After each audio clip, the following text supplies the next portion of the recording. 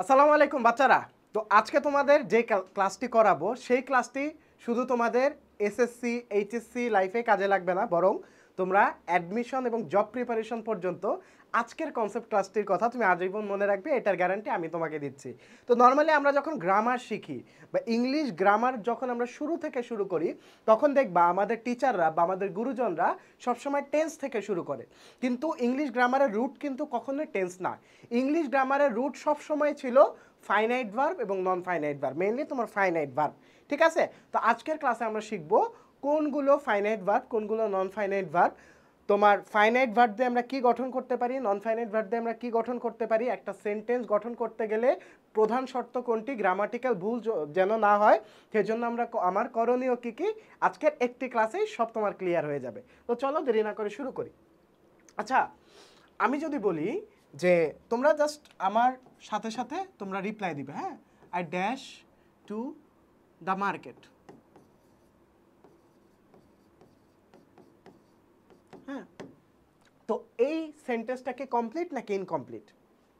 এই সেন্টেন্সটা ইনকমপ্লিট। কেন ইনকমপ্লিট? কারণ এখানে কোনো ভার্ব নেই। কি নেই? ভার্ব নেই।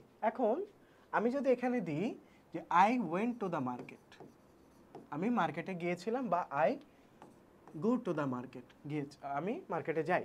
এই যে দুইটা ভার্ব বসালাম, বাক্যটা সম্পূর্ণ হয়ে গেল যে আমি বাজারে গিয়েছিলাম বা আমি বাজারে যাই। তো এই যে দুইটা ভার্ব বসালাম, এই দুইটা ভার্বকে আমরা বলে থাকি ফাইনাইট ভার্ব। কি বলে থাকি?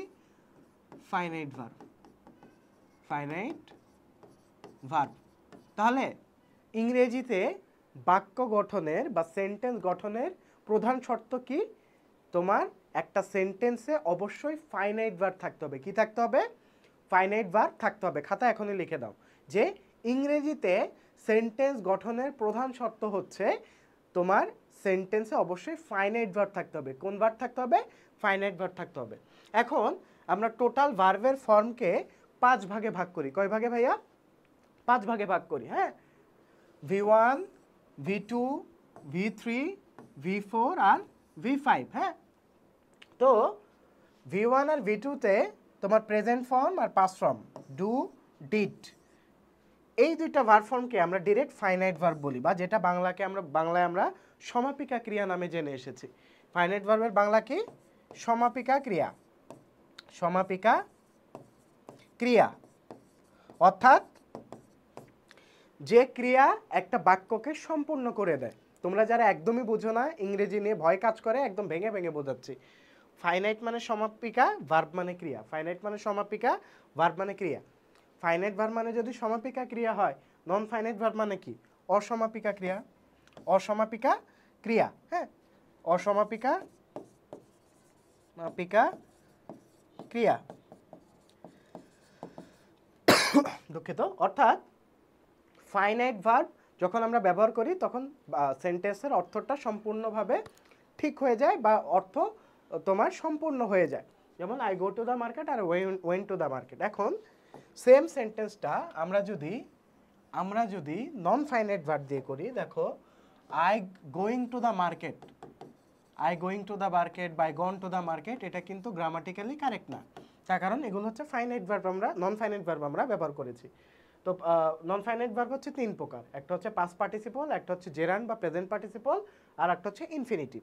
ঠিক আছে, তো পাস্ট পার্টিসিপল কি? Do, did, done, go, went, gone, এটা হচ্ছে পাস্ট পার্টিসিপল। জেরান্ড কি? ভার্বের সাথে আইএনজি যুক্ত থাকবে। জেরান্ডের স্ট্রাকচার কি? ভার্বের সাথে আইএনজি যুক্ত থাকবে। কি যুক্ত থাকবে? ভার্বের সাথে আইএনজি যুক্ত থাকবে। Doing, going. হ্যাঁ, আর ইনফিনিটিভ কি? 2 প্লাস ভার্বের বেস ফর্ম থাকবে। 2 প্লাস ভার্বের বেস ফর্ম থাকবে। ইনফিনিটিভের স্ট্রাকচার কি? 2 প্লাস ভার্বের বেস ফর্ম থাকবে। এখন ভার্বের বেস ফর্ম আর ভার্বের প্রেজেন্ট ফর্মের পার্থক্য কি? এখানেও ডু আছে, এখানেও ডু আছে। এটা হচ্ছে ভার্বের প্রেজেন্ট ফর্ম আর এটা হচ্ছে ভার্বের বেস ফর্ম। সবাই খাতায় একটা কথা লিখে নাও, সবাই একটা কথা খাতায় লিখে নাও যে ভার্বের বেস ফর্ম কখনোই পরিবর্তিত হয় না। ভার্বের বেস ফর্ম কখনোই পরিবর্তিত হয় না, কিন্তু সাবজেক্ট যদি থার্ড পারসন সিঙ্গুলার নাম্বার হয় তাহলে প্রেজেন্ট ফর্মের সাথে এস বাই এস যুক্ত হয়। সাবজেক্ট যদি থার্ড পারসন সিঙ্গুলার নাম্বার হয় তাহলে প্রেজেন্ট ফর্মের সাথে এস বাই এস যুক্ত হয়। তাহলে বোঝা গেল বেস ফর্ম এবং প্রেজেন্ট ফর্মের মধ্যে পার্থক্য কি। এখন আসি, একটা সেন্টেন্স গঠন করব কি দিয়ে, ফাইনাইট ভার্ব দিয়ে। কি দিয়ে, ফাইনাইট ভার্ব দিয়ে। এখন তোমরা জেনেছো যে ফাইনাইট ভার্ব ডিরেক্ট ব্যবহার করলে সেন্টেন্সটা সম্পূর্ণ হয়ে যায়, রাইট? ওকে, এখন নন ফাইনাইট ভার্ব দিয়ে কি সেন্টেন্স গঠন করা যায় না? অবশ্যই যায়। কিভাবে গঠন করতে হবে, একটা শর্ত আছে, একটা সিম্পল সূত্র আছে, লিখে নাও যে অক্সিলিয়ারি ভার্ব প্লাস নন finite verb, non finite verb সমান সমান ফাইনাইট ভার্ব, সমান সমান ফাইনাইট ভার্ব। তাহলে নন ফাইনাইট ভার্বকে কিভাবে আমরা ফাইনাইট ভার্বকে পরিণত করব? নন ফাইনাইট ভার্বের পূর্বে আমরা একটা অক্সিলারি ভার্ব বসাবো। এখন তোমরা অক্সিলারি ভার্ব কোনটা সেটাই বোঝো না অনেকে। হ্যাঁ, অক্সিলারি ভার্ব লিখে নাও, অক্সিলিয়ারি ভার্ব। অক্সিলারি ভার্ব হচ্ছে am, is, are, was, were, shall,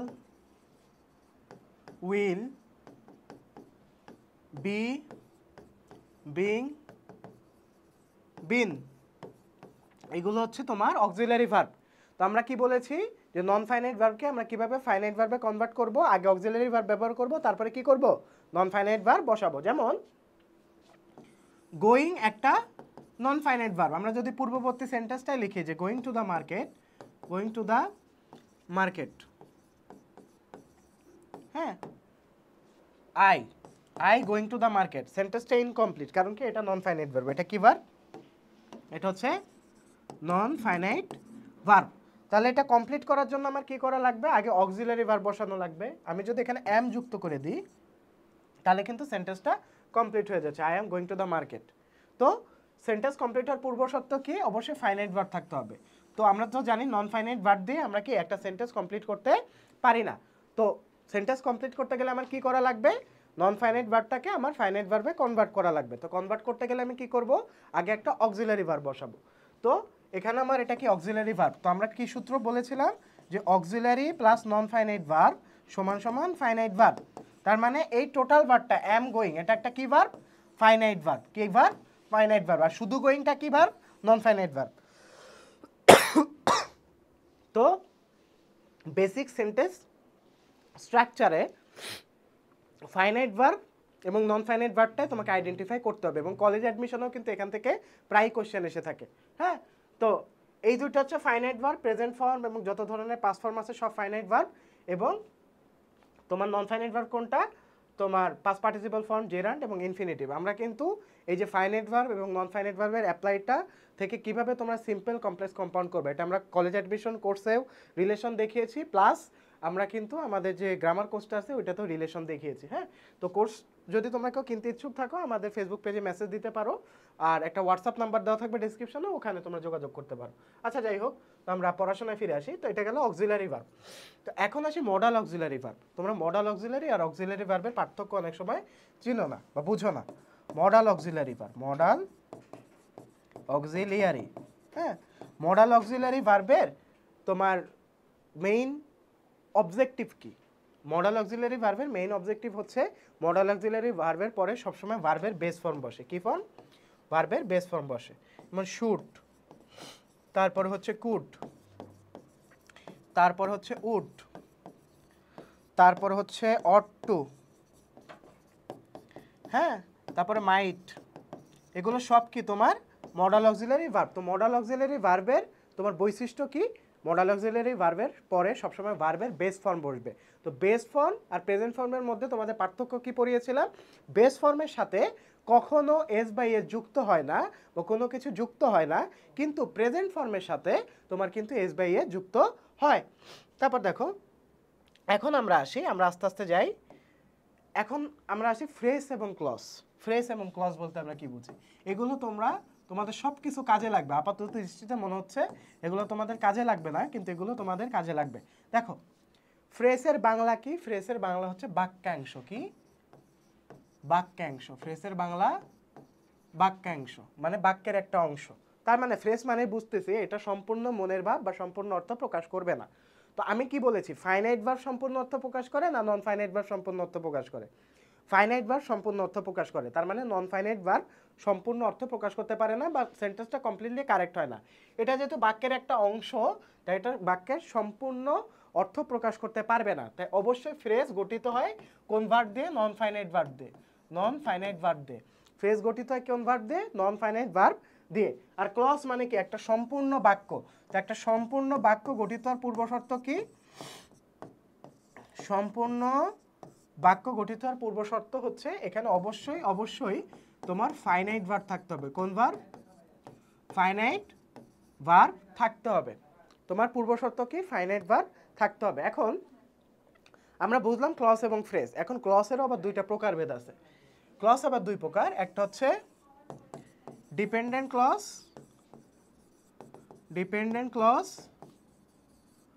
আর একটা হচ্ছে তোমার ইন্ডিপেন্ডেন্ট ক্লজ, ইন্ডিপেন্ডেন্ট ক্লজ। হ্যাঁ, ডিপেন্ডেন্ট ক্লজ মানে কি? তোমার অধীন বাক্য। হ্যাঁ, আর ইন্ডিপেন্ডেন্ট ক্লজ মানে তোমার স্বাধীন বাক্য। অর্থাৎ ডিপেন্ডেন্ট ক্লজে তোমার এমন কোনো কিছু যুক্ত থাকবে যেটার জন্য বাক্যটা অন্য বাক্যের উপর অধীন হয়ে পড়বে। অর্থাৎ ডিপেন্ডেন্ট ক্লজটা ইন্ডিপেন্ডেন্ট ক্লজের উপর অধীন থাকবে। তো ডিপেন্ডেন্ট ক্লজে তোমার একটা যোজক যুক্ত হয়। হ্যাঁ, যেমন when he comes, আমার একটা স্টুডেন্ট কোয়েশ্চেন করেছিল, when he comes I will go, I will go।